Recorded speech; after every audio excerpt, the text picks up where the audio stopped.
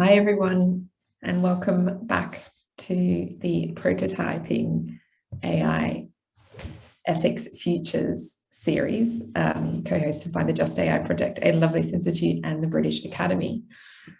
Great to have you all join us for this panel today on racial justice. And most importantly, I'm so proud as the director of the Ada Lovelace Institute to introduce the first cohort of the Just AI Fellows, who will be our panelists and speakers today. A few housekeeping issues before we get started. This session is being recorded and will be posted on the Ada Lovelace Institute website later today or tomorrow. If you want access to closed captioning, it's available at the bottom of your screen. Just click on the CC button. You can follow us along this conversation on Twitter. We are at Ada Lovelace Inst, and we're using the hashtag AI Ethics Futures for this event. This is the fourth day of panels, so we're all feeling pretty excited to be constantly talking to interesting people and having interesting conversations this week. We have a final panel again tomorrow, and I'll remind you of that before we close out the conversation. So I'm going to start by introducing our fellows and telling you just a little bit about how this came to be, and then we'll hear from each of the panelists about their research and their expertise. So the Just AI project is a collaboration between the A. Lovelace Institute and the Arts and Humanities Research Council that was set up in late 2019. And we had the ambition of developing a network of academics working on AI ethics issues across a number of disciplines. Professor Alison Powell at the LSE is the director of the network, and she has two excellent postgrad working with her on this project for the last 2 years. The fellowship scheme was a more recent intervention, and it arose and was prompted very much by last summer's resurgence of the Black Lives Matter movement and our recognition at the Ada Lovelace Institute that we weren't doing enough to support scholarship on issues of racial justice and AI. And so we, with the kind help of AHRC, decided to commission a range of projects and appoint a range of fellows with the view to locating and filling gaps in ethical thinking about data and AI with respect to racial justice. We really conceived this as a space for academic inquiry and an attempt to create a supportive environment for scholars whose work had been underrepresented in academia and in policy. We were so fortunate to have, I think, around 100 applications for the fellowship, and through a pretty rigorous process, we identified these 5 fellows who have just built the most amazing community of practice and fellowship throughout the last year, very much under the guidance of Alison and Louise Hickman, who's also working on the Just AI project. And they've done that in very challenging lockdown conditions. I don't think they've ever met in person or been in the same place. And they were also part of something new and have shaped that into something quite incredible, in particular, a community of practice that really supports their areas of inquiry and for us provides a real model for future fellowships. So I'm really excited to let them speak to you more both about the research they've been doing, but also the models and mechanisms they've used to do that research and to connect and to build a community of practice. So before I hand over to you, I just want to thank you, Sarah, Irene, Yasmine, Caroline, and Erinma, for your hard work and for breaking ground and for showing us what has been possible within the context of this fellowship program. I'm really excited by the radical interpretation of critical humanities that you have developed, and it feels like it really has the potential to inform and shape future practice. I also want to thank AHRC for being so responsive to this idea and giving us the opportunity to support scholars who are rethinking the dominance of science and social sciences in AI ethics discourse, and really supporting the pipeline of early career researchers in the humanities and the arts. So without further ado, we'll kick off and we'll hear from each of the fellows a bit about who you are, about your research, what you've been working on over the fellowship. So I'm going to first hand to Yasmine Boudiaf to kick us off. Yasmine. Cool. Thank you, Carly. Hello to my fellow fellows, and hi everyone. Thank you for joining us. Apologies, I'm in a shared space and I have to wear a face mask, but I'm reading the captions and I'm going to be careful to just articulate everything that I'm saying. But please do let me know, either in the chat or by waving, if there is anything that you can't comprehend, and I will adjust. So I'm Yasmine Boudiaf, and my pronouns are she and her. I'm in an office in London wearing a face mask, and I have ridiculous orange hair. So I'm a creative technologist and researcher, and I'm interested in producing collective processes of inquiry using tech-based tools. My project for the fellowship is a living document. It's a collaborative platform that invites people of different disciplines to generate knowledge together as a critique of Eurocentric systems of knowledge. And these systems of knowledge have been used as the framework for so-called AI ethics. And I suppose part of my work is challenging the very idea that there can be an AI ethics. So I'm not concerned with outcome so much as process and reflection. I'll be inviting contributions soon. So if anybody is curious, do feel free to reach out, and I will leave it there. Thanks very much.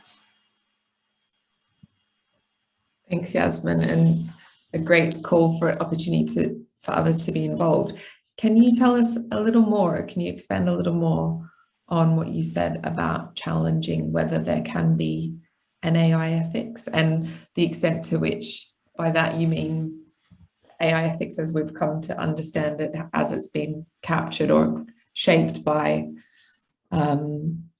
white Western culture, or is there an alternative AI ethics, or do you think the entire framing is not useful?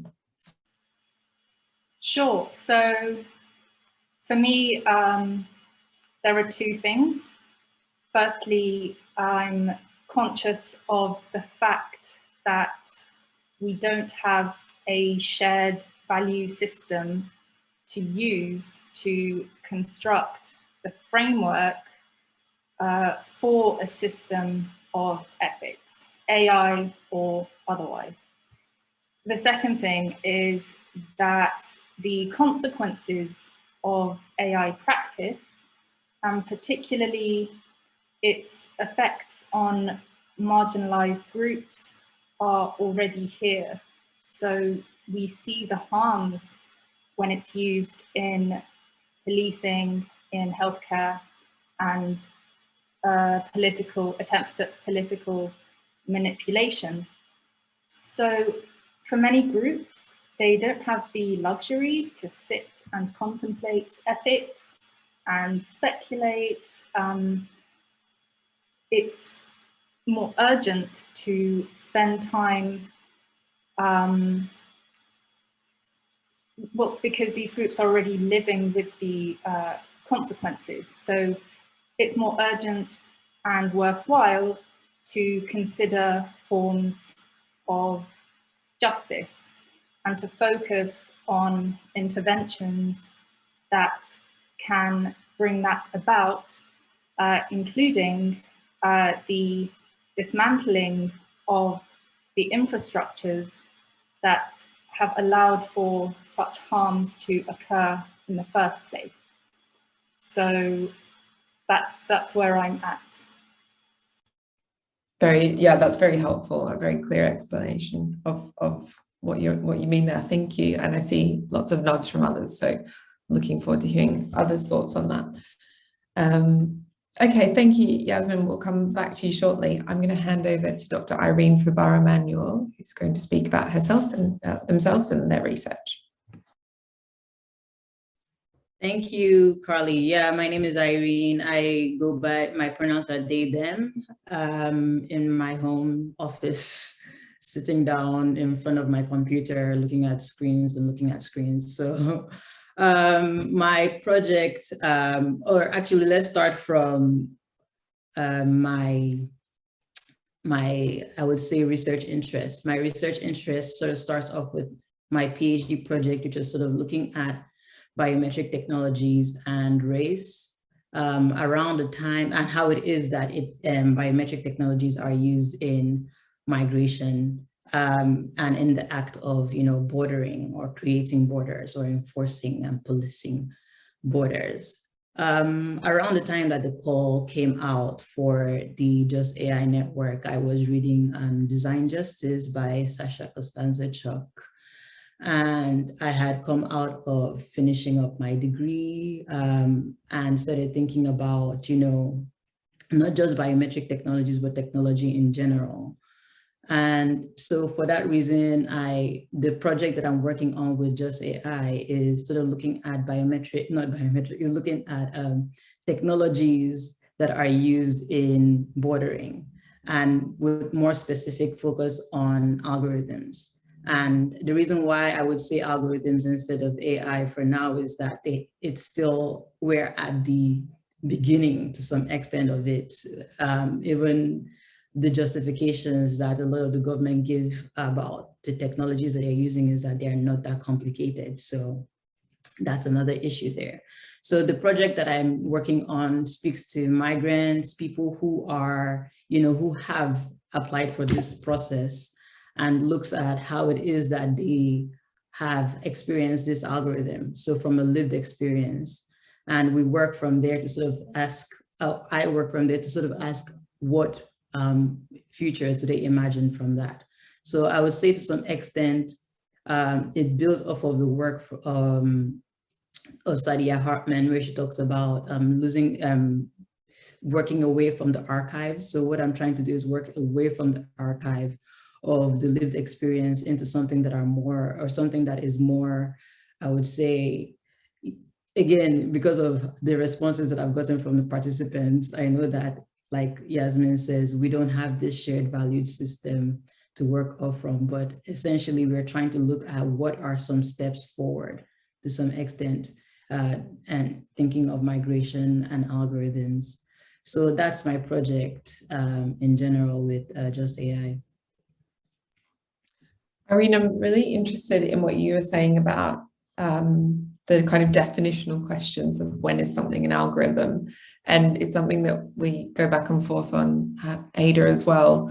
I remember when we launched Just AI and we had an event and somebody asked Alison, should you be calling it Just AI? Because when you call something AI, you kind of contribute to the hype cycle around it and you make it seem like exceptional, some kind of futuristic technology, when in most cases it's a extension of existing socio-technical systems. I just wondered how you think about the difference, how you think about words and do they matter, and how the migrants you've worked with think about algorithms or have experienced them as algorithms, or is it the case that the people you're speaking to differentiate between an algorithmic system and so kind of does a system of control, an AI system, you know, do you get into that kind of level of detail, and does it matter to the words you use to define what you're talking about there? I think it was quite interesting, given that prior to, I would say after the workshops that I did, I had a workshop, I would say in collaboration, working with Yasmine, and I came in with the assumption that everybody knows what an algorithm means, like, and so for that reason, you know, the workshop to some extent had its own problems in itself. So it's quite interesting how much people don't really know too much about it. So what I've been trying to do is work, instead of saying an algorithm, instead it's more looking at the instructions as a closed system of instructions that people are given. But in addition to that, I think in general, what I said, I would say the place that I start from is this metaphor that Sasha Costanza-Chock gives in Design Justice, where they say that the US immigration system essentially to some extent already works as an algorithm, right? So if we should look at something like what it takes, a route, for instance, to get a visa in the UK, for employment, for instance, that is an algorithm, because you are allocating points, you're setting out instructions, you are saying do this, and then that happens, if this happens, then that happens. So to some extent, it is an algorithm. So I try not to get stuck on what form it takes, if that makes sense. If it's something that is coded, if it's something that's a narrative. And I think the work that I'm working here, or the way that I've sort of made it accessible to people, is just coming again from their lived experiences, coming from the subjectivities as a way to get a more collective understanding of what's going on, how people are living these so-called algorithms, right? So I would say that, yeah, it's hard to beat the hype because it's everywhere, but I think this is a good place that we are to sort of start informing people, start doing what Simone Brown calls, you know, at least from their work, critical biometric consciousness, you know, start thinking of how we can raise critical, perhaps algorithmic consciousness with the public. Really, really interesting. There's a comment from Ted Pedersen in the Q&A also on this question of saying he really likes the distinction you make between algorithms and AI. And I think it strikes me while you're talking there that there might be an interesting way to flip that on the kind of power differential on its head there and say, the interesting thing about AI is that people are more willing to talk about ethics when you talk about AI than perhaps they are to talk about ethics when you're talking about just the normal system. So like I'm thinking about the algorithm, off-qual algorithm incident last summer where you had students protesting fuck the algorithm posters and protesting the way in which results had been decided. And we had this big conversation about the ethics of that algorithm, big societal conversation. But actually there's a huge ethical conversation about schooling and education and assessment that predated that and should have equally enraged students, you know, the unfairness of the existing assessment system and how that works. And it's, you know, maybe it's an opportunity in a way that you know, I agree with lots of Yasmine's points, but maybe it's an opportunity that people are starting to talk about the ethics of technology. Maybe we need to kind of then retrofit that to talk about the ethics of non-technical systems as well. Like, how do we use that as an entry point to go back then and explore the ethics of the underlying social system, not just the technology that comes on top of it? Yeah. I think one thing that I'm quite interested to, given that the streaming tool algorithm, which is the starting point to my project, which was, I would say it started in 2015, discontinued as of 2020, but to some extent it's still going on because they're still developing it. And this was, it pretty much discontinued out of litigation that Joint Council for the Welfare for Immigrants did in collaboration with Foxglove. And I would say what I found quite interesting, and this is again one of the reasons why I decided to come to sort of focus on this research project, was that doing my PhD research, I was looking into older immigration policies, so the movement of West African migrants, Black and brown migrants from, colonial subject to immigrant. And when we start looking at that, you see a problem that has been created, the actual problem of policing the Black and brown migrant. And to some extent, that is what I see a lot with this algorithm. It is, we're looking back to sort of understand what the main problem an algorithm is trying to fix, because to some extent, what an algorithm is supposed to do is fix a problem. And when you go back and look into the genealogy of this algorithm, you can see this larger problem that has been solved, which is to some extent, especially with this one, the problem of policing Black and brown migrants. Yeah, it's a great example. It really helps to illustrate the problem. Thanks, Irene. I'm going to pass on to Caroline Warden, Erinma Ochu, also known as Squirrel Nation, and ask you to speak a little bit about yourselves and about your project.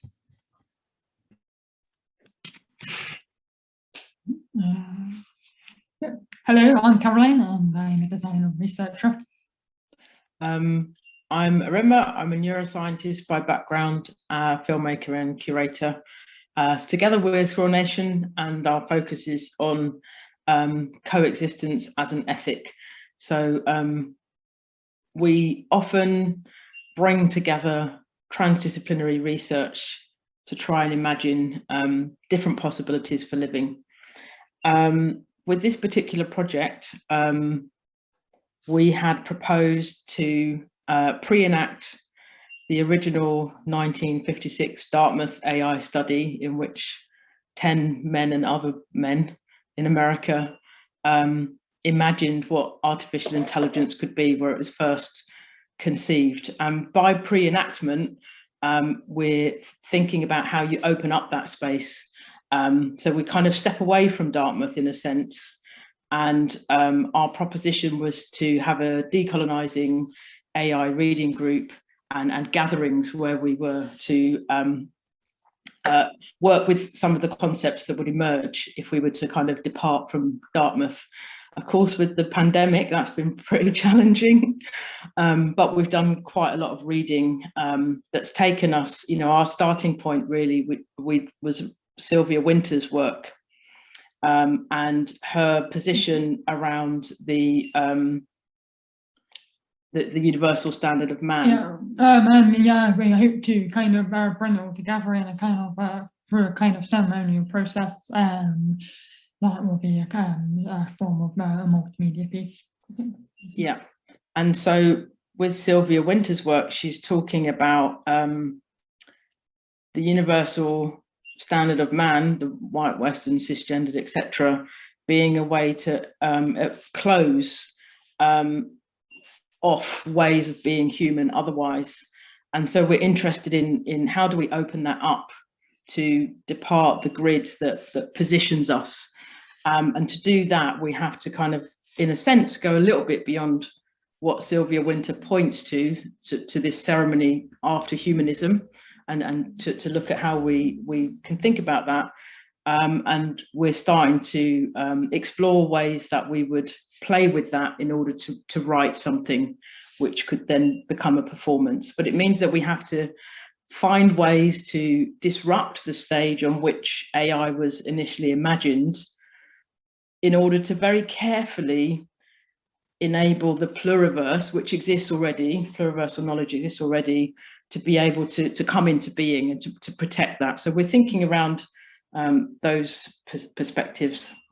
I think we're probably in agreement with everyone as well around the discourse around AI, and that acts a very kind of as a mechanism to kind of capture everything. And so when we want to kind of, it requires drilling into it specifically. What do we mean by that? How is it being used? And what forms does it take actually? Because otherwise, it's hype and perhaps kind of academic pottery as well. It's kind of very malleable and shape shifts over time. That's kind of why we've gone back to 1956. Because it's quite a privileged position to be locked in a room, served food, your wives are at home or they're writing up your notes for you.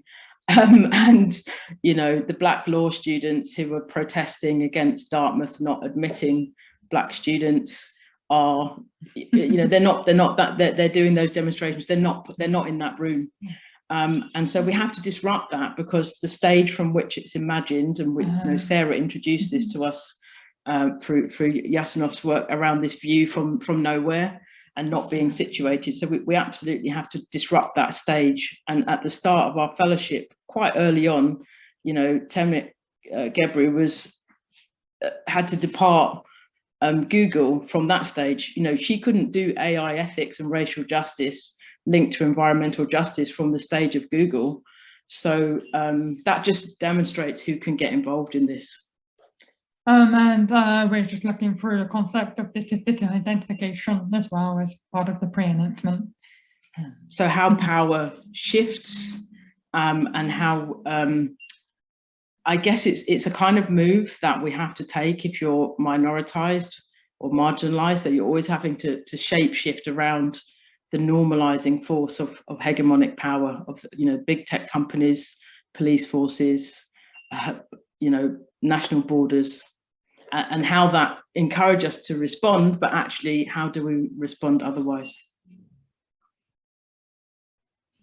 It's really quite a beautiful framing that you're starting from, which, if I've understood correctly, which is really tapping into this conversation about how big tech companies and technology products want us to become more like computers. And the challenge is, how do we become more human? You know, how do we find more humanity in ourselves rather than trying to merge with technology?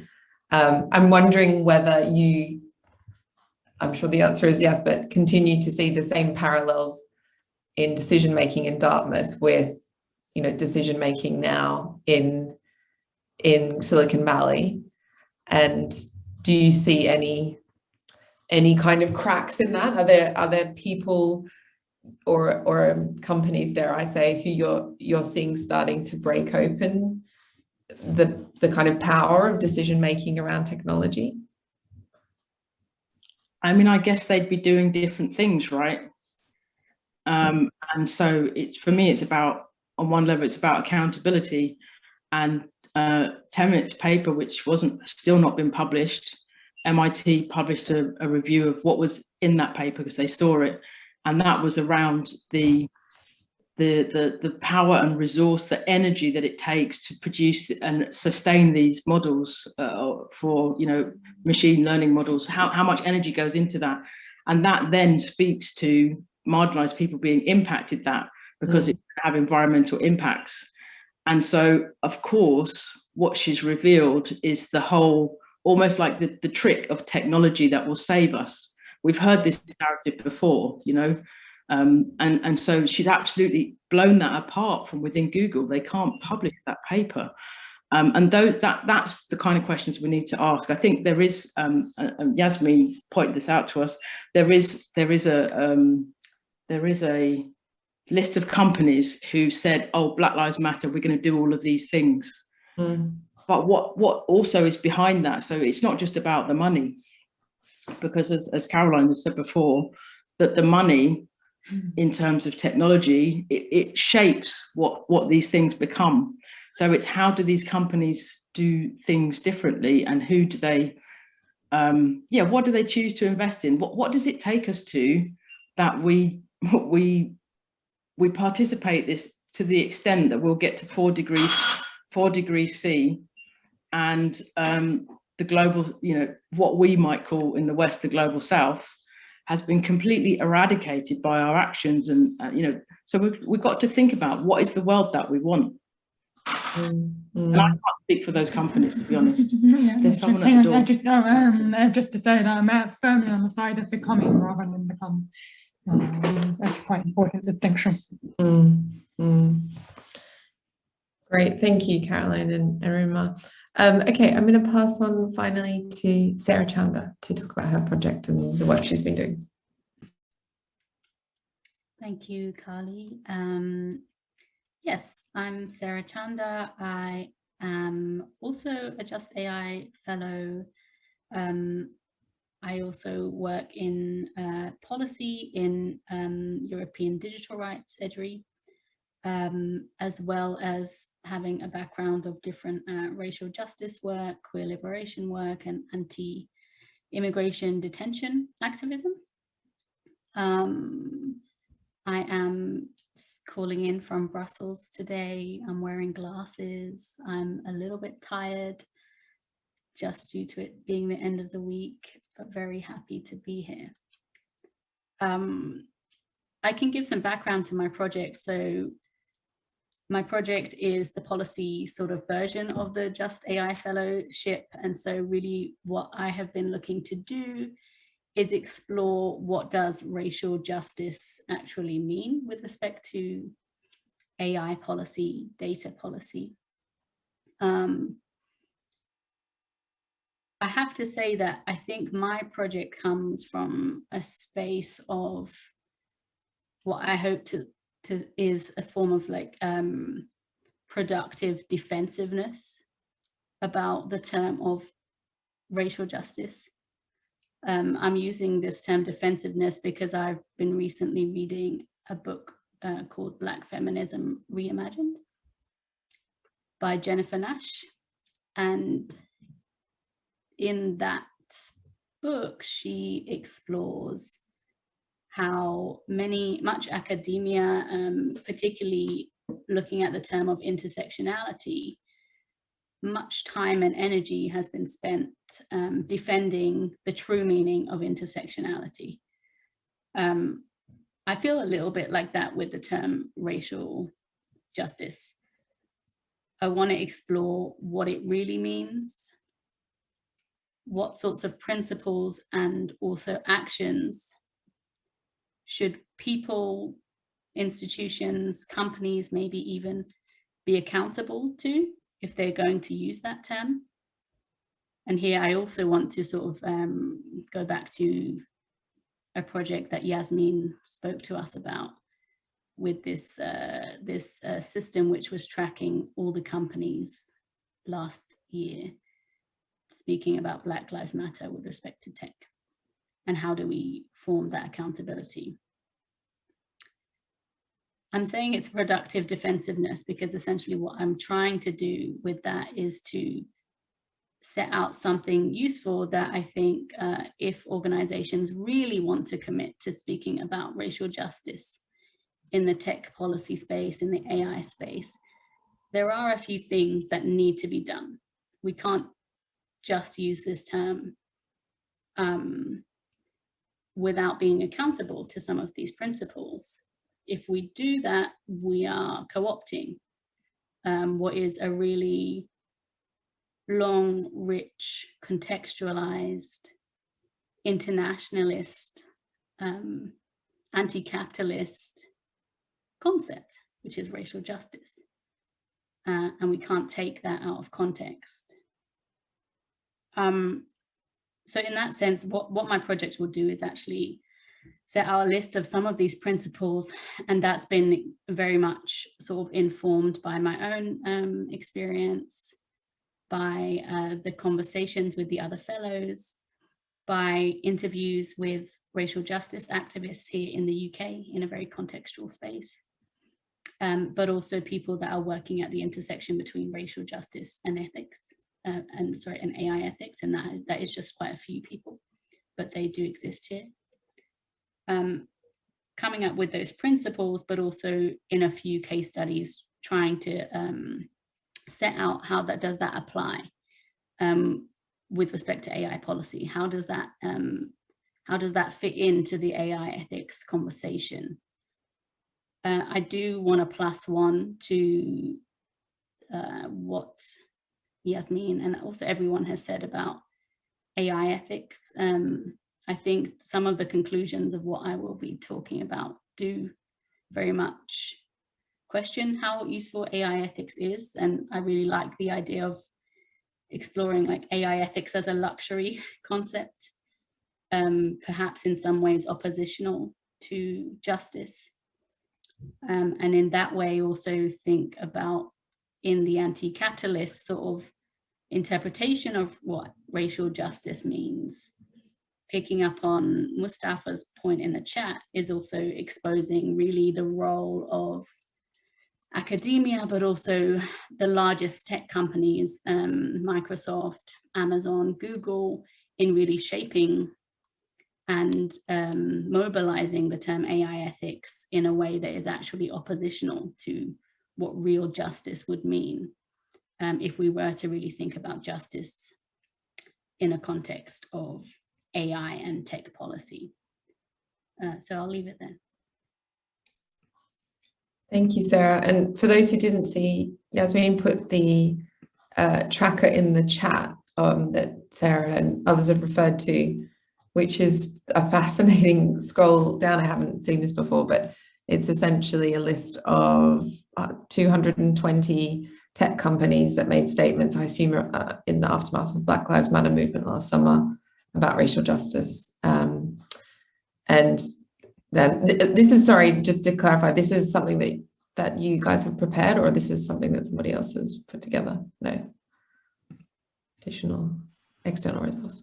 So the person who made it and their details are on the document. Thank you. You're right. Of course, it does say who has created it. But yeah, really incredible way of interrogating these issues. Sarah, I wondered if you could speak a little bit more to the co-option of racial justice as a term, and just give your perspective of somebody who's a policy professional in Brussels. How do you see, I'm not speaking from expertise here, I understand that Europe has a different relationship with racial justice and racism than the UK and the US, again, of course. But how do you see racial justice being used in policy domains and potentially co-opted in policy domains in Europe or at the European Union level?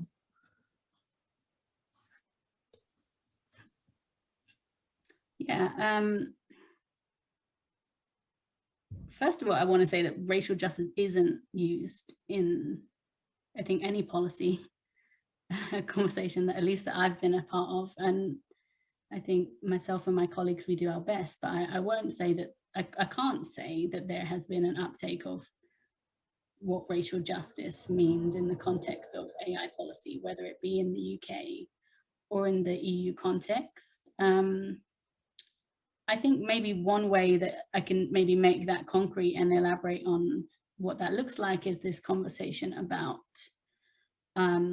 abolition of technologies, red lines on technologies. For me, I think this is the most concrete way we can speak about how racial justice might apply in practice to AI policy. And that is a conversation that's relevant at the EU level. It's also a conversation that maybe is a little bit less relevant at the UK level, because there's less of a willingness of activists to take it there.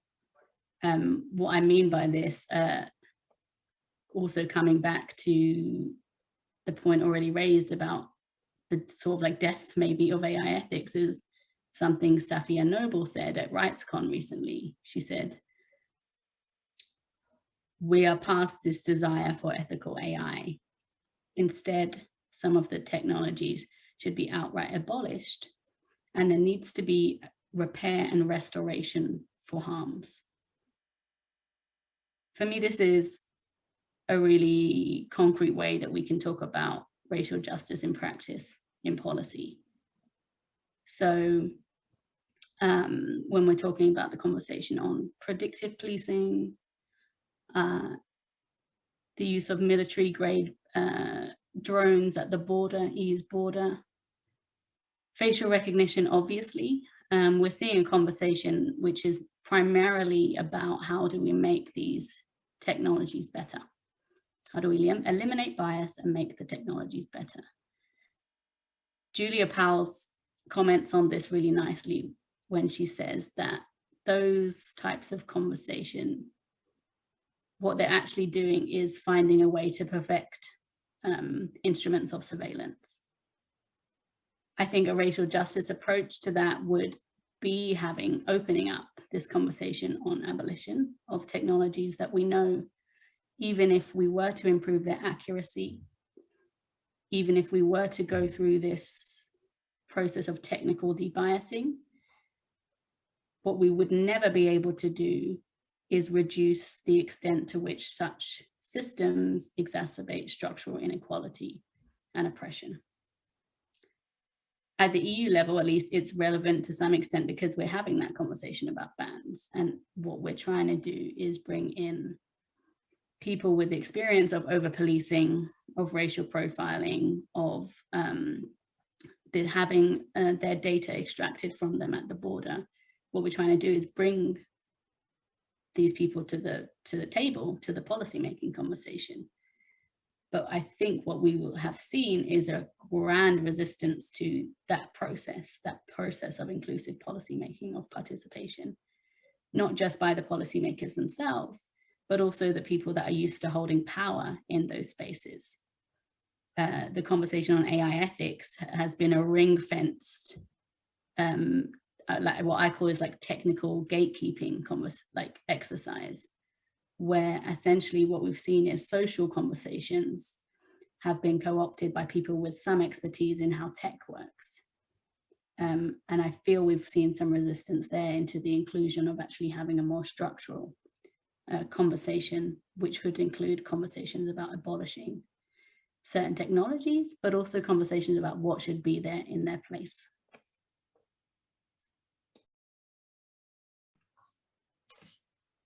It makes me wonder, from the perspective of a provocateur, sometimes what you hear, well, sometimes you hear it quite often these days, I would say, which is that technologies like algorithms and AI can help us, well, first of all, they can help us see biases which were previously, obfuscated. And secondly, they can be less biased than humans. And I wondered how you think about those kinds of arguments. I suppose, I mean, yeah, I'd love to give you a chance to explain why that's wrong. And I also wondered on the abolitionist approach to some of these technologies, is it the case that from a perspective of racial justice, some of them, there's no kind of racial, there's no benefit to marginalized groups or historically marginalized groups to any of these technologies? Can you know, do you buy into the arguments around technology rebalancing power? I suppose that's open to everyone. Yeah, Yasmine, do you want to go first? Yeah, just to say that it's not that clear cut.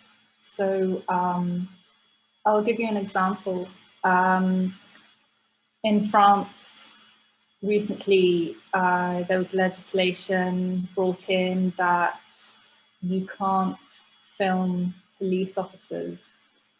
And, you know, whilst there's a great deal of effort to reduce the amount of surveillance in general or abolish it altogether, there are human rights groups, and in particular migrant rights groups, who are advocating for more surveillance in order that it can be evidence that there is, you know, racial violence going on. So it's really not that simple, and it's not so much about the technology itself, but it's about the infrastructures that allow it to be used in a way that could be harmful. I think I'd like to speak to that as well. With the conversations that I had with my participants, it was quite interesting. I would say the conversations where there was a lot of tension around that, especially given that, you know, as a person who is most likely Nigerian, the way that you prove that you are a legal migrant, legal in quotes, is that you provide further documentation, right? So to some extent, a lot of the discussions that people have are about how can I reduce this documentation? And in other ways, it means for this, more technologically advanced ways of surveillance. So I can understand why there's that tension with the migrant rights activism groups too, because you can see that when someone has been told that you have been delegitimized, you have been sort of tagged to some extent as a criminal, then what is the best way to prove that you are not one is through documentation that you have not done anything wrong. So to some extent, it now technology becomes part of that performance of legality, right? So I fall back to what Yasmine is saying, that it's not necessarily the issue of the technology itself, but the systems, the infrastructure behind the technologies. Because to some extent, I understand why people would say, yes, documentation matters. Yes, documentation is important. But at the end of the day, why are we documenting in the first place? Why is it that you have been asked to provide 10,000 pages of your life? And it's not because this system wants you to prove yourself. It's that this system doesn't want you to be in it. So it's the premise that has been created to some extent is that you are not wanted. So you have to sort of force your way in to some extent. So I can understand why people are saying that, but at the end of the day, it's not necessarily about how do we make, so the conversation that you have, that I've been seeing in my few years of reading to some extent, following the UK visa immigration services and bordering of the entire bordering, is that there's this push for digital transformation as a way to reduce the documentation. But the push for digital transformation is further surveillance. Instead of asking, why do we need to surveil in the first place? Why must there be documentation that would sort of, that would be needed to some extent? Because again, people can travel without having to pile up documentation, right? So it asks that we sort of look at the bigger system of what bordering does, why we need to create documents in the first place. So in that terms, I would say one thing too that I've been thinking about, and I think Mustafa has raised it up to some extent in the chats, is about carceral technology, right? So to some extent, if we're thinking about technology and we look at the context in which it was developed, immediately we start seeing signs of carceral society. We should immediately go for what not Yasmine, Sarah was saying, we should start thinking of abolition, right?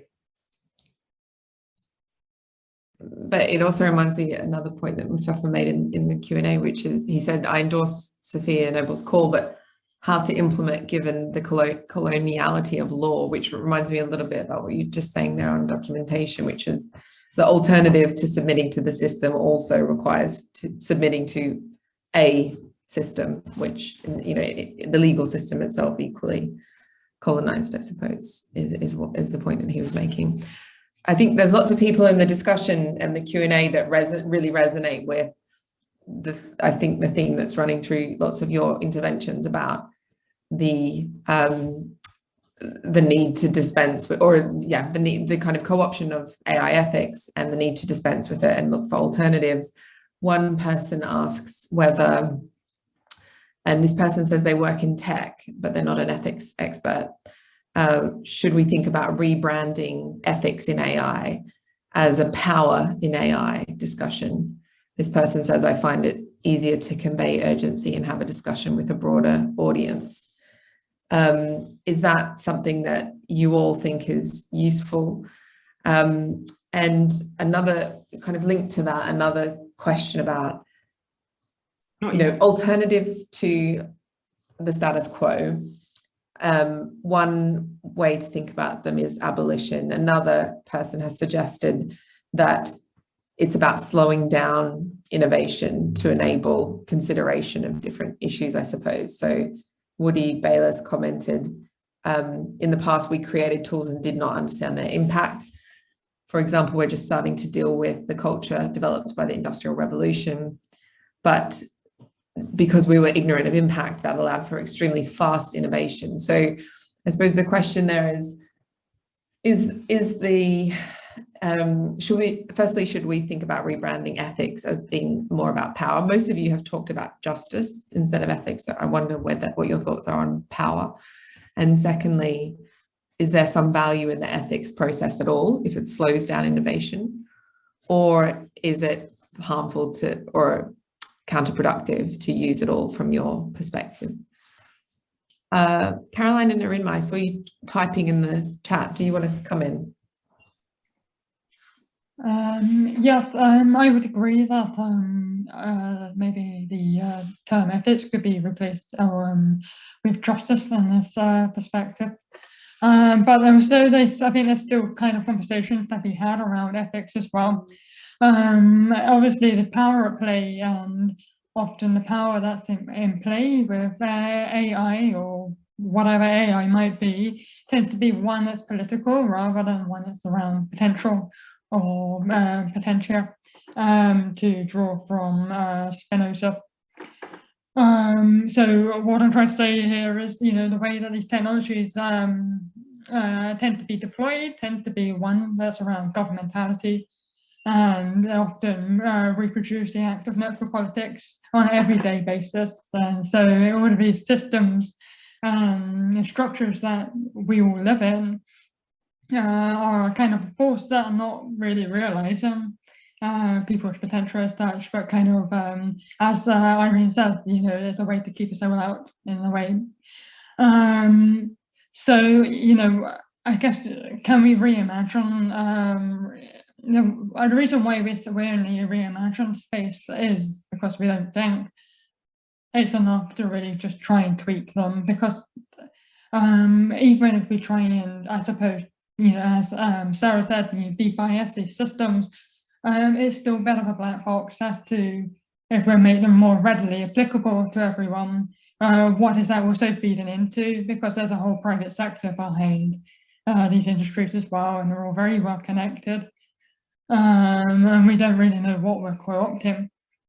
Instead, could the idea of AI and justice be indexed in a form of care instead? Yeah, and I mean, to go back to the point about the tech companies and what might they do, we have values, we have choices. We could be working on assistive technologies. We could be hiring disabled people to be designers, designing those assistive technologies with the lived experience of living with specific disabilities. If I had the money and the resource to set up a lab, that's what I'd be wanting to do, and so we have to question what we choose to put our money into, our resources into, and our energy behind. And the way in which we now feel the world, it's sensed differently from different perspectives.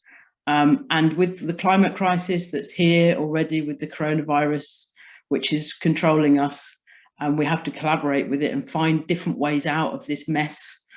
The CARE Act that was dismantled, the horrific Sewell report that was written to allow people to do more harm to Black people in Britain, all these kind of excuses. We have to really question, what is it to be a human being, or to become? What do we want to become as a species, or beyond being a species? Because that question is rapidly having to be asked. It's been asked of many of us for centuries, to be honest. And stories came before imperial science and how we understand the world. So I think we've got really hard questions to ask ourselves about what do we want to be doing going forward. And if you're in charge of an institution, you have power to change that in terms of your choices. So, I've just handed back some of my research funding for it to be invested in the communities that were the ones that absolutely stayed connected to me during this period when no one else did.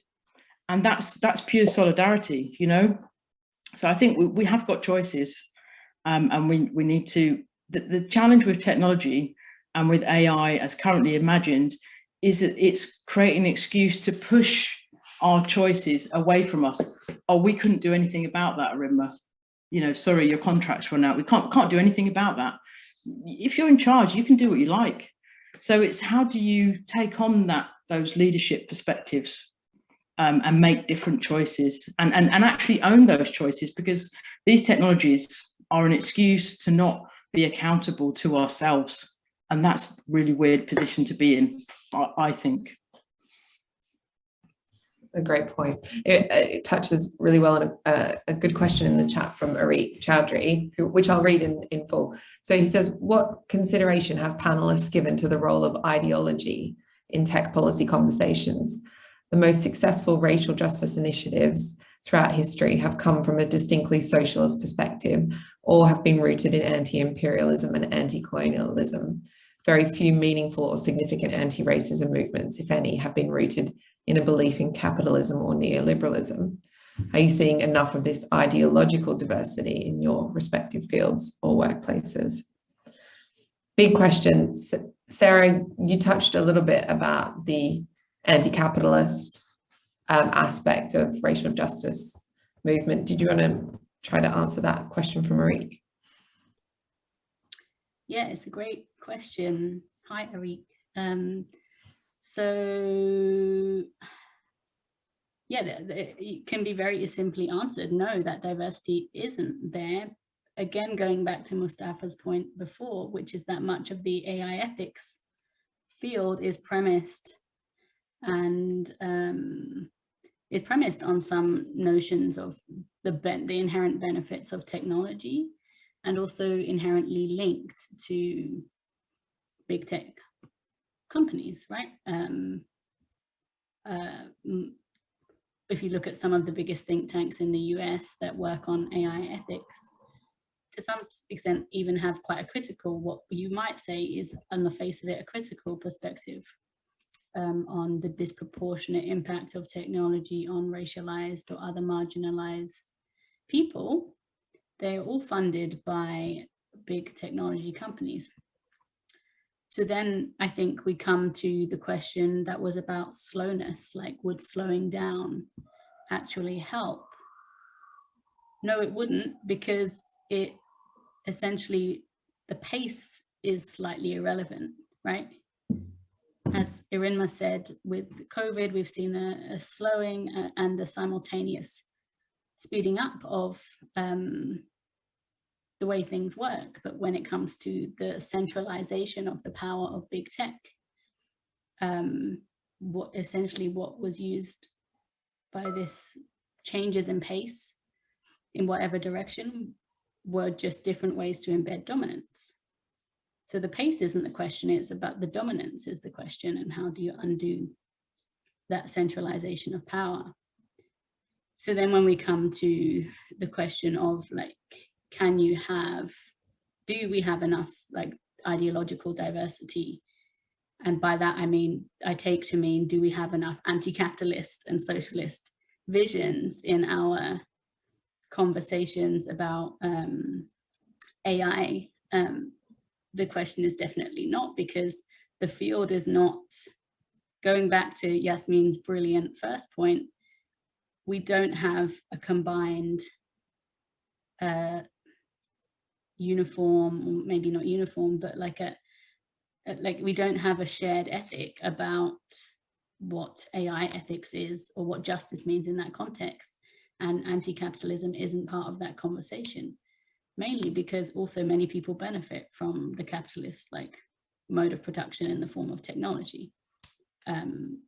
Many people that work in a space, they get their paycheck from that very system. So I hope that answers the question. Yasmine, do you want to add anything to that? Yes, I think, yeah, well, just, I totally like agree with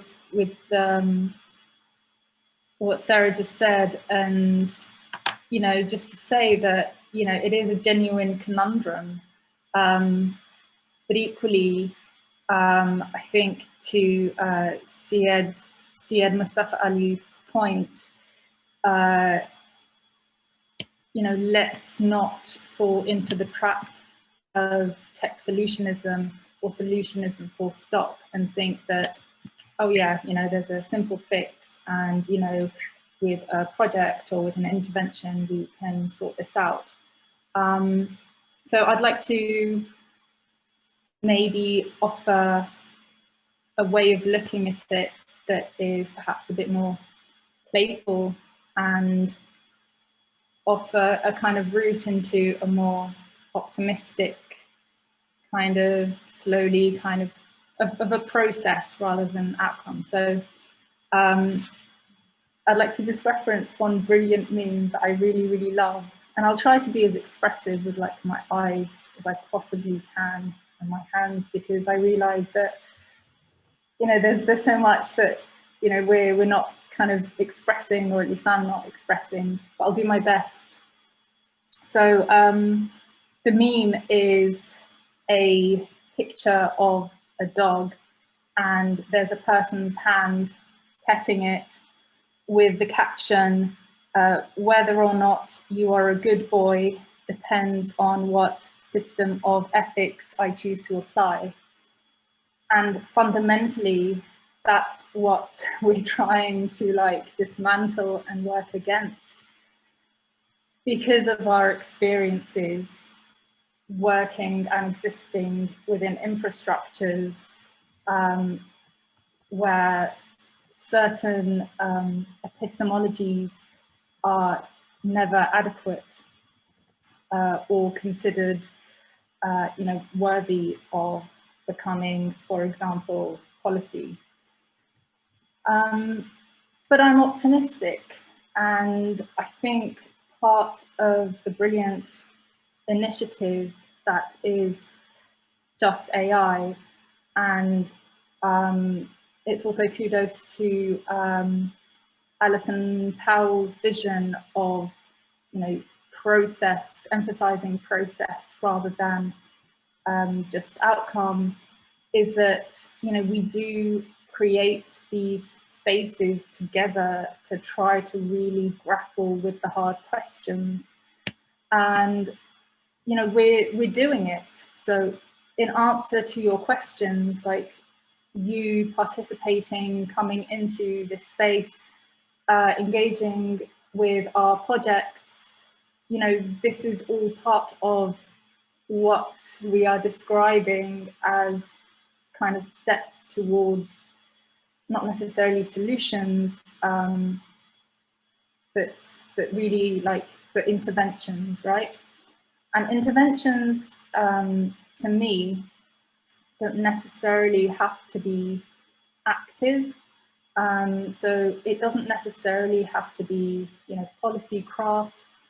I think there is a lot to learn from, you know, crypt technoscience and a lot of what Louise Hickman has been working on with refusal, and other practitioners around things like rest as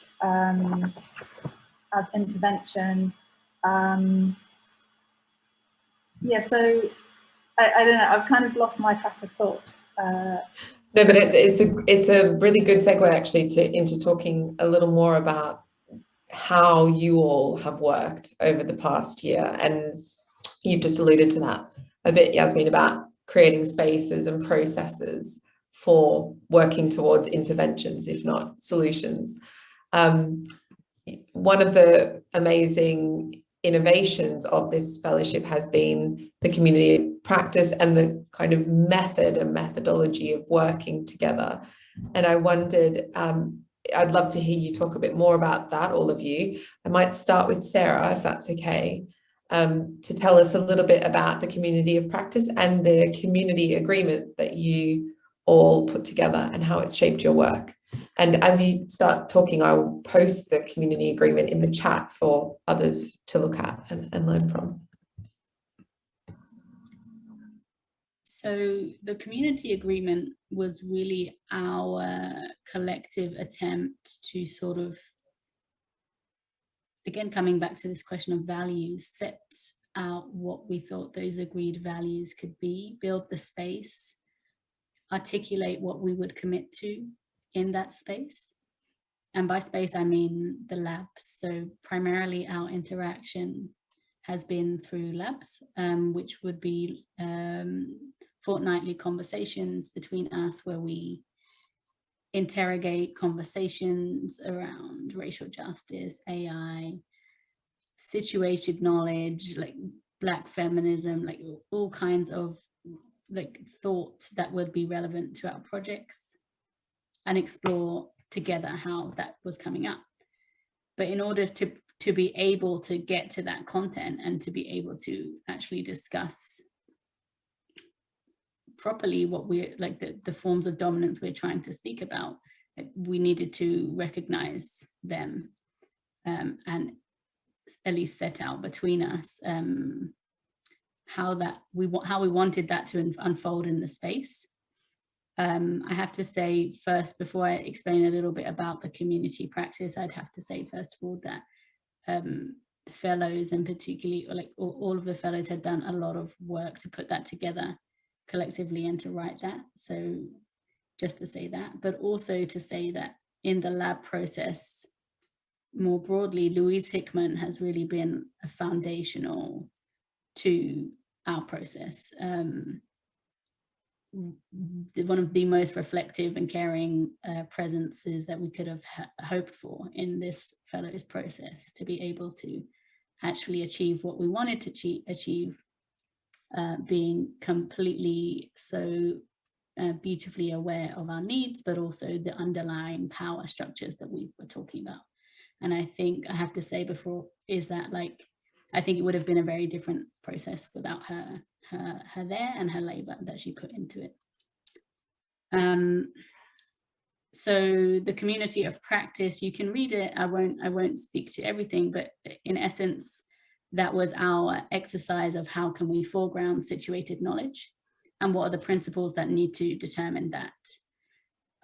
I will also add that part of why we realized we need this was because the space wasn't always only just between us and Louise, but it was also others coming into the space, visitors coming into the space. And so we wanted to really set the terms of how those interactions would go. I won't articulate all of the commitments that we make in that, but I wanted to point out a few. So the first is the notion of access as practice. We really drew a lot from principles of disability justice, how we could actually bring some of those principles into life. We had to think about the process of using closed captions, the process of actually being aware of sort of different notions of how to embed disability justice into the space, not as an afterthought, but actually as foundational to that concept. And I think that that's really relevant to many of us building sort of online spaces and conversations, is that often those considerations are an add-on and not really part of the core of the methodology of most conversations. Also, that another principle that we really thought about is this notion of not having in our space to question structural oppression. This came up before in the conversation, the concept of AI helping us document and like helping us expose discrimination and bias. Instead, in that space, we didn't want to do that. We didn't want to be sort of obfuscated by a conversation of, does racism exist? Does ableism exist? How can we prove it? But rather take that as a fact and go from there. And so we were very explicit that we not only wouldn't have a space where we have sort of like abusive language, but we also wouldn't call into question empirically the forms of oppression that we're talking about, because of how sort of stunting that could be to our conversation. And then the last thing was that really drawing on the importance of crediting and respecting the work of the fellows. Like a lot of conversations in terms of knowledge production of how racialized people, Black people, other people of color are sort of how they experience spaces of knowledge production is always frequently that of extraction. Taking ideas and delegitimizing our ideas, and really a lot of that is got us to this place of underrepresentation, as you mentioned, Carly, at the start. So we wanted to reverse that and make it very, very explicit that anything that comes out of the lab should be respected and credited, and we commit to do so for others' work, and that we acknowledge this process of citational politics also. I haven't explained all of them, but people can read the rest, and maybe some of the other fellows have something to say about this community of practice and our joint process. Yeah, Erinma. Yeah, so for me, basically, it was really wonderful that Louise had brought this way, like the first meeting was so beautifully orchestrated in how we negotiated, how we were going to work together. It was just stunning. I've worked with a lot of facilitators, I've hired facilitators, I've seen people facilitate things, and it was just, you know, we're talking about how do you build a foundation on which we can authentically be ourselves, and Louise created that space for us, and then we managed to hold it, which was fantastic. And then there's always the challenge that the institutions that give you the money, they want to come in and see what you're doing. They want to come in and they want to know, what have you learned? They want to come in, good timing, Caroline. They want to come in and they want to find out what have you been up to? And in that moment, it's this opening up of something you've built that could be really actually quite violent. And we've just seen, as I said before, some people had been thrown aside from big stages in which they were trying to do this kind of work. And so that moment was when we have to think, how do we protect this in words? Who gets to write the future? We've written a blog post on this with Sarah. And that requires us to, you know, tools and technology, pen and pencil, pen and paper, thoughts. We had to put something down to protect what we'd created for others coming in. And in some ways, this kind of spoke to a little bit, you know, the negotiations of power that will come, where people don't even, someone said in the chat, people don't realize what they're doing. I have to push back on that. They do. People test power on Black people all of the time, whatever opportunity they get. People test their power on disabled people all of the time, whenever they get the chance. And we have to work very, very hard to push back on it. It produces more labor. And we really didn't want to have that labor in our time together. But we did really want to engage with the external advisory folk who'd been involved in picking us. So it was a structure that would enable us to continue to be ourselves, to be open to other people, and to set the vibe of that space and the energy of it. We're just talking about the community agreement. So yeah, but also to say, you know, with this, Stuart Hall, he talks about this, there doesn't have to be this permanent hegemony. You can choose not to have it, right? So our community agreement is a way to not have it in our space between us. And it means that we can destabilize those historical imperialistic ways of experiencing the world, and we don't have to have it in our lives.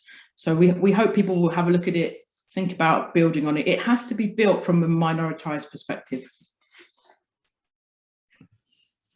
I wondered, Irene, from your perspective, in contrast, how do you contrast academic communities or the kind of standard approaches you see in academic communities with this type of community approach? How does it differ from what you see, you know, in your exposure to universities and academic communities? Firstly, I'm the wrong kind of academic to ask that question.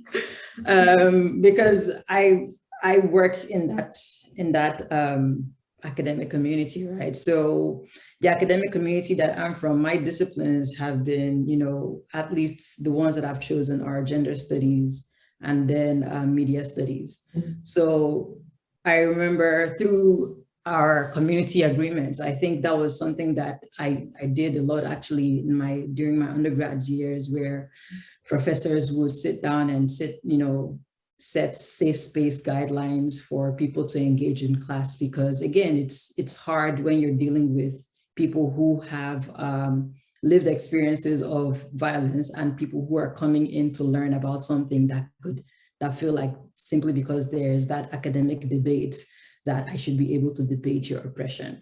So definitely not. I think that's, again, it's something that I've seen in a lot of the academic communities that I've seen, and I would like it to keep going on, because I see that need for academic objectivity and that sort of need to debate people's oppression as something that doesn't need to exist at all in academia, but it really depends on how people have started it, of how the lecturers, the facilitators have started it off. So there isn't. No, but that's really good to hear, actually, that it's more commonplace in certain disciplines like the ones that you're affiliated with. I would say it's more commonplace with specific tutors and specific people who have embedded decolonial values into their pedagogy. Right. It seems like a really worthwhile innovation, and I have to admit it's not an approach that I had come across prior to this, and thank you to you all and to Louise, of course, for spearheading it as a kind of novel way of thinking about collaborative communities. Please go ahead. It's not new. Well, sorry. I mean, new to me, I suppose, but it's not new. Yeah. And this is the challenge with academia, right? The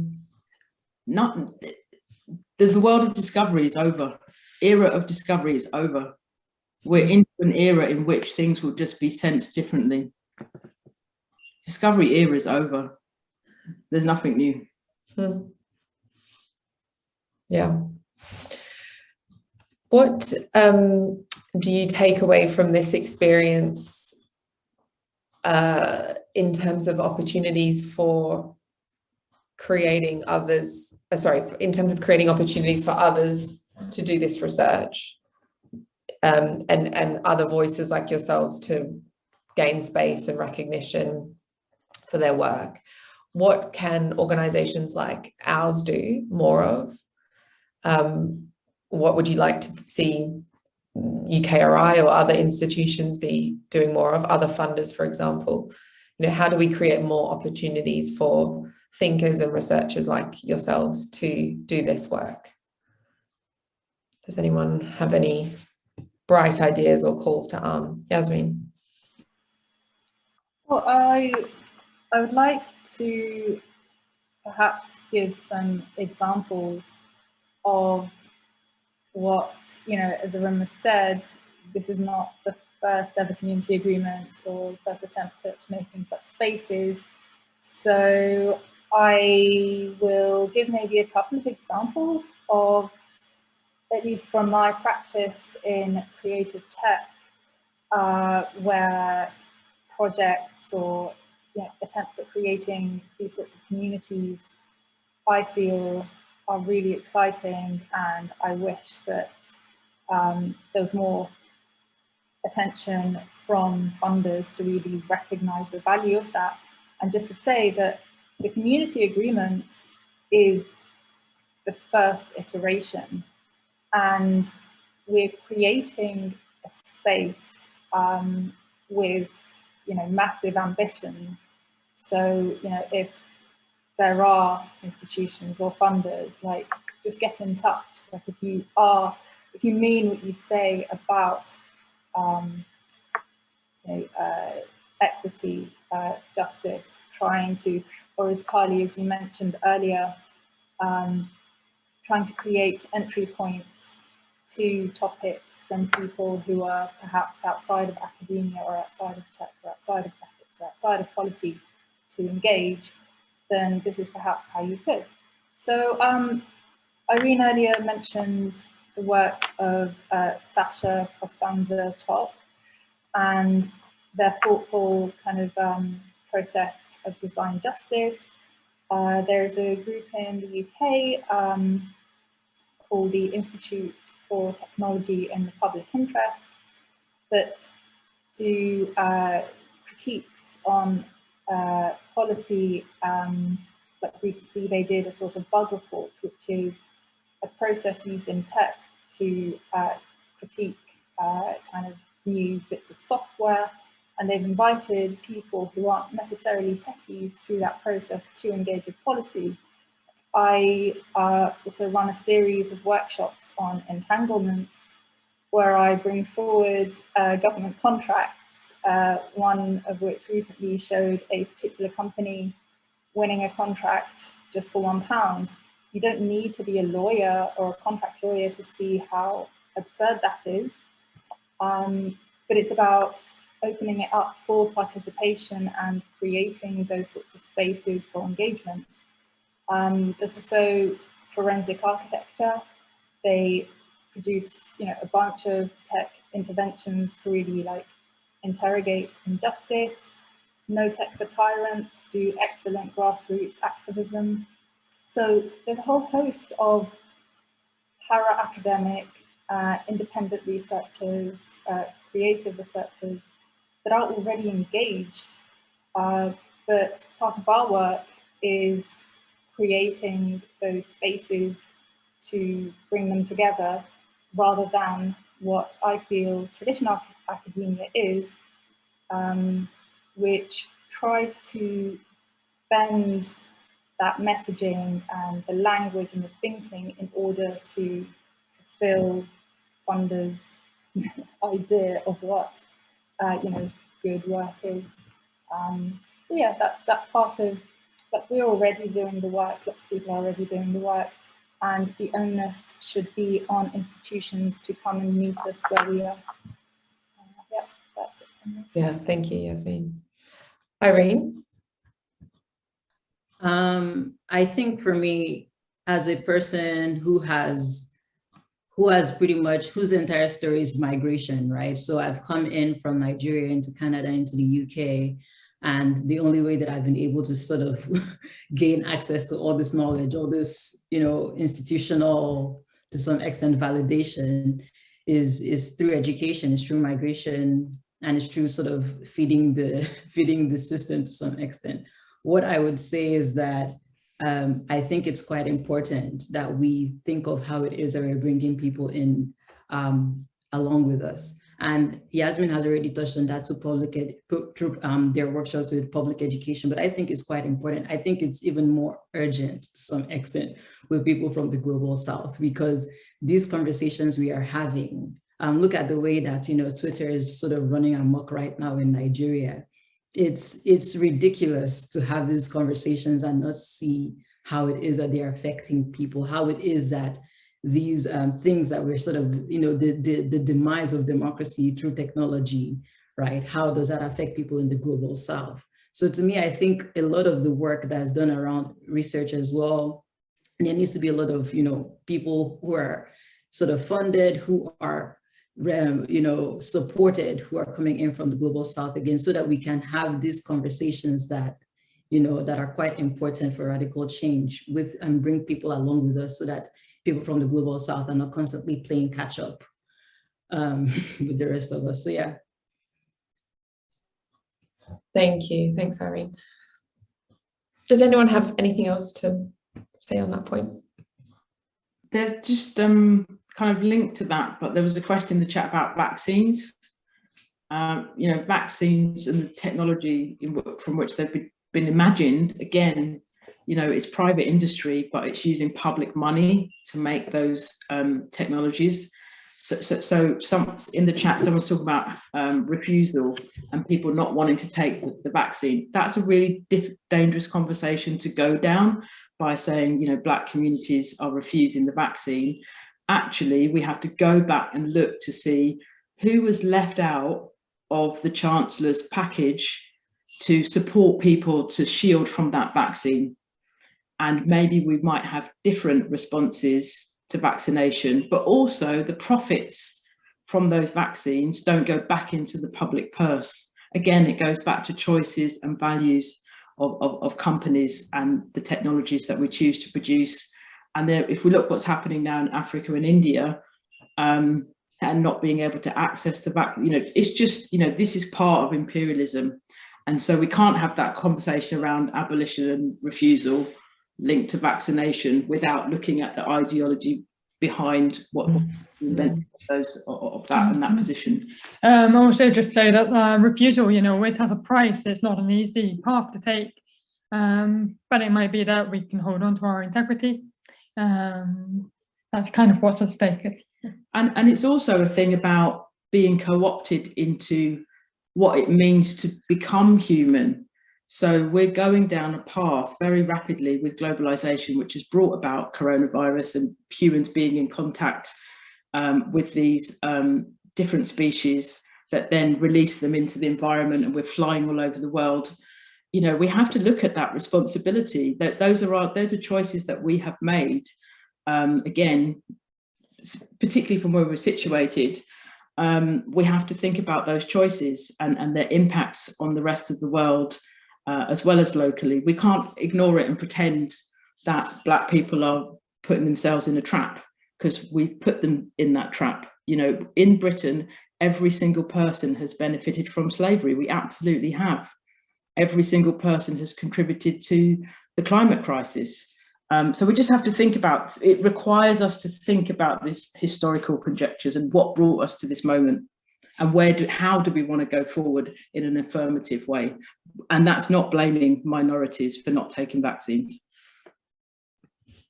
Yeah, very enthusiastic agreement by Yasmine there as well. And an interesting way to tie up some threads, I think, that have cut through this conversation around globalization, capitalism, racial justice, but also climate justice, which it strikes me kind of rest on similar ideologies. We need to wrap up. I want to ask you all one more question, which is, who should we be reading? I've heard design justice mentioned a few times.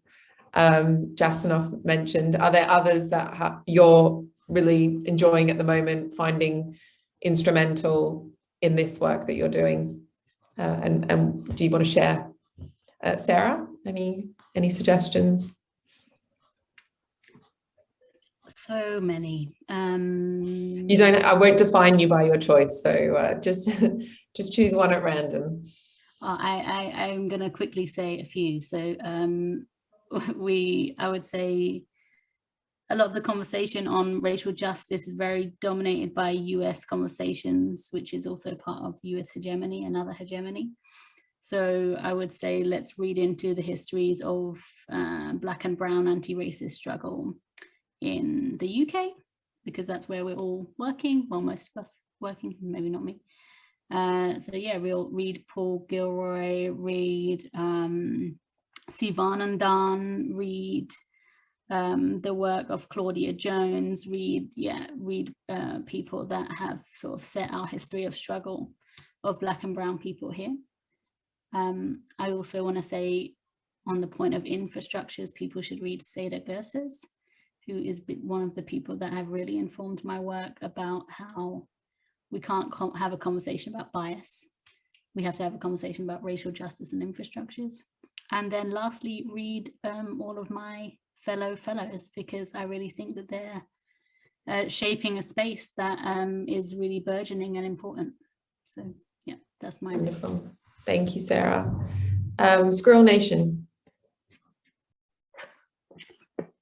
We've also been reading, obviously, Benjamin, Artificial Whiteness as well. It's been really informative. This Science, Catherine McKenna, who's also a bit of an expert on Sylvia Winter. And also the Undercommons, yeah, Fred Morton and Stefano Harney, and Ted Chang, actually, for just for a lot of an alternative way into AI. I'd just add it is worth looking at Ruth Gilmore's definition of racism. Racism specifically is the state-sanctioned or extra-legal production and exploitation of group-differentiated vulnerability to premature death. I think people need to look at that. A lot of people tell me, oh, racism doesn't exist. You know, statistics tell us otherwise. Design for the Pluriverse by Arthur Escobar. Takes more of a decolonizing approach. Wonderful, thank you. If you're able to put your types and recommendations in the chat, it looks like some of the audience would appreciate that, but we can also follow up. Irene. Sorry, I had to mute myself. I would sort of stick with what Sarah said there and not necessarily recommend readings, but sort of focus more on the UK. I'll say one of the people whose work has been pivotal to my understanding of UK surveillance of Blackness, for instance, is a person who's now a professor and also a person from the Black Arts history, Black Arts movement called Keith Piper. He also wrote on digital. He also did work on digital diasporas as well. And Keith Piper's work for me as a practitioner is quite interesting for the fact that in the 90s too, he talks about the ways that, you know, the inclusion of the UK into the EU and how that sort of excludes people and how technology sort of links into that, but he's doing this through art practice. So I'm not telling you to read, I'm telling you to experience people's art. So experience Keith Piper's work, go out there and look at the works from, you know, the Black archives, go out there and look at work from, you know, what's the other name? From Autograph as well. Go out there and look at, for instance, the art of Zanele Moholi also talks about, you know, sexuality, racial justice, because in as much as, you know, in as much as technology matters, production also matters, because I think production is how it is that we are able to intervene. So go out there and experience Black artists. Wonderful, thank you, Irene, great prompt. And Yasmine, last but not least. I suppose just one book that I've been reading and rereading is just kind of addresses like something that's quite fundamental to me, which is Epistemic Injustice, The Power and Ethics of Knowing by Miranda Fricker. And also just to say that do like keep in touch and keep a lookout for our work, because we'll also be publishing something together quite soon. Wonderful. Thank you so much, all of you, for joining us today and for a wonderful conversation. I really enjoyed it. We are over time, but we have had a good proportion of people stick with us, which is always a good endorsement of an interesting conversation. So thank you all to the audience for hanging around. And I think everyone is very interested in particular in your recommendations. If I can just quickly thank, in addition to the fellows, the advisory group and others who have mentored and added advice to the fellows over the past year. That includes Mustafa Ali, who was here today, Francesca Sabande, Sanjay Sharma, Brittany Smith, Mitali Nkonde, and Thompson Chengeta. We're really grateful to their time as well. We will let you all go. We have a final event tomorrow, which Hannah has posted in the chat if you want more information. And otherwise, do stay and follow the work of all of these interesting people. There'll be much more to come, I'm sure. Thanks, everyone. Great to see you. Take care. Thanks for having us. Thank you. Bye all. Thanks.